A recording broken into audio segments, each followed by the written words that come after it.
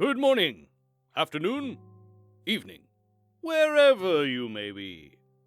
A short devotion to get the mind thinking on spiritual thoughts. Sir Giles here with Dewdrops Volume 3, Devotion 29. David was now officially on the run for his life, desperately trying to stay ahead of Saul. For his part, though, Jonathan was still determined to talk some sense into his father.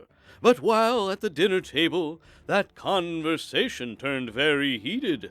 And I don't mean the spicy chicken. Whoo! 1 Samuel 20:30. Then Saul's anger was kindled against Jonathan, and he said unto him, Thou son of the perverse, rebellious woman, do not I know that thou hast chosen the son of Jesse to thine own confusion, and unto the confusion of thy mother's nakedness? For as long as the son of Jesse liveth upon the ground, thou shalt not be established, nor thy kingdom. Wherefore now send and fetch him unto me, for he shall surely die. And Jonathan answered Saul his father, and said unto him, Wherefore shall he be slain? What hath he done? Saul hit Jonathan with the most logical argument he could think of, namely that if David lived, Jonathan would never be king.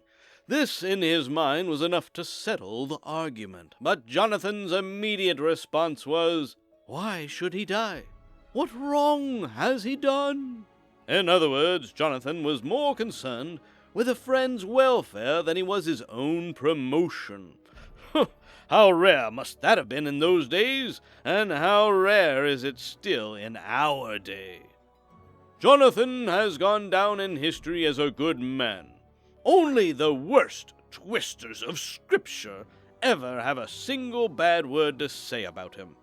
And he was gone down in history as a good man because of this very selflessness that always guided his decisions. To be selfless.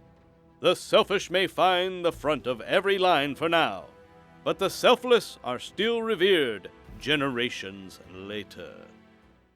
Thank you once again, Bo Wagner. And please, if you have not picked up some of his books today, there is a link below the video. Sir Giles Fairweather signing off. Until next time, travelers, mind the frog and have a blessed day. Yes, I said frog.